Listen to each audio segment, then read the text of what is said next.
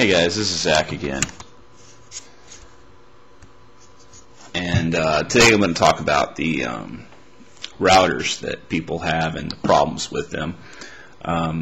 Before I continue real quick, I haven't had this camera very long and it's already suffering some kind of malfunction. When it rotates, let's see, I'll push the button right now, it gets kind of stuck, and I didn't do anything to the camera, so I'm guessing something on the inside, plastic or something, broke. It's just sad how shitty this stuff is made. Let me go ahead and push this button so you can see for yourself. And you can probably hear that, I don't know. But, and the software is really shitty, so it has to zoom in and focus and then does white light, and it gets laggy sometimes just with the software. It doesn't matter if it's on my fast computer or not. This is on my laptop, but let's talk about the router. Basically the same thing applies. It's crap. So I have a lot of different routers. I have one behind me. I'm not going to take it off the wall and bring it out here just to show you my Linksys router, but it's a wireless in router. And what I'm going to say is that I have bought in many brands. We're talking about Netgear, TreadNet, Belkin. Don't buy Belkin. D-Link, which I don't buy anymore either.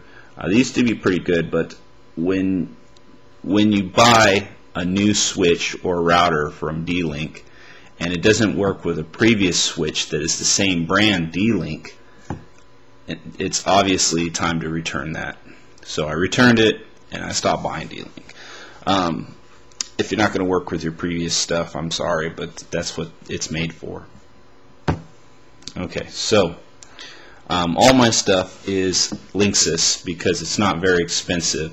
It's made through, I guess, a portion division of Cisco, but I will say it's not nearly as high quality as Cisco, and Cisco is very expensive. We're talking thousands of dollars. So, however, I'll explain to you that the router hardware itself is good. I haven't had one break down on me, but the router software or the firmware on the inside is absolutely terrible. It's like they've got programmers that just hurry up, get this done, do it. Their code has probably got to be so bad, it's just ridiculous. So what do I mean by this? Well, there hasn't been a router that I haven't had to reset. However, I've noticed that if you hack the router or you put your own third-party software on it, it works flawlessly. And so that just goes to show, router out of the box, there's something still wrong with it. But all these routers have this same problem. It doesn't matter. I shouldn't say every router does, but all the routers that I have tried, even the newer ones, they still have this problem. And this stupid camera's not even focusing anymore. So I'm going to do a manual focus. Let's see. Can't decide to focus on my face. It just focuses somewhere else back there. Anyways, with the router, because they have some kind of software problem, they get into a loop. And what this means is one day you could be playing on a computer or your network and you have to share a file and you want to see that computer's network. You didn't make any changes whatsoever. I know that the computers don't get infected because I run special software that people just don't run. And then you see the consoles don't work anymore online. And you start to realize what is going on here, because not only do you switch routers and find out that the other router's not working, but you know that the router should be working. So through experimentation over the years, and I've known this for now a while, but I mean through years of experience, if you reset the router, and the way you do this is you actually don't do it through the site. You're supposed to actually go to the IP address and you get into your router and you can reset it. But I've noticed you have to reset to factory settings.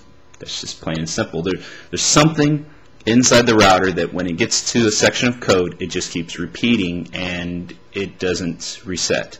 So it may get stuck, like I'm saying, it all of a sudden I can't see someone's computer over there, I can't see a console playing games over there. So what you have to do is get a small clip, paper clip, or something similar, bend it so you have a little section of it, and in the back of routers and switches there is a little button. I'm sure you can find this on your manual, but you push that and you're going to have to reset everything. You're going to have to log back into your router, set up a password, make sure you set up a password, lock down your wireless. You don't want people getting on your wireless and doing illegal things and then you get screwed over.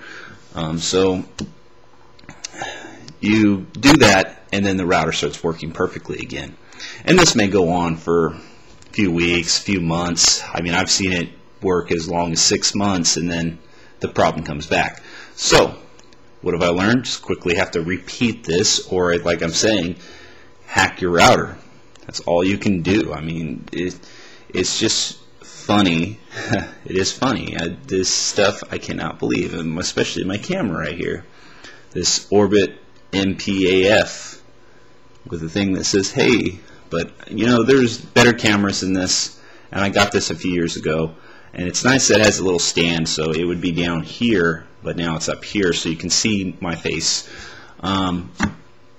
It's just not worth the money. I'll talk about that too because it's pretty funny.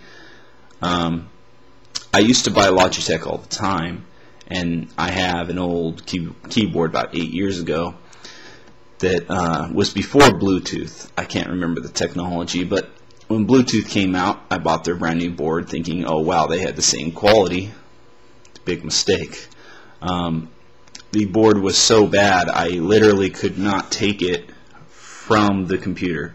Even though it was Bluetooth, I mean, I could only get right here, wireless. Oh, I remember what technology it was now.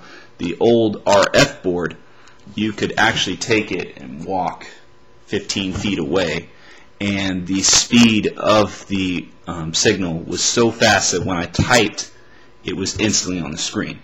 But with the Bluetooth new board that I had, I would type and it was so laggy. You would say something, just write the word say, S-A-Y, and it would just go S-A-Y.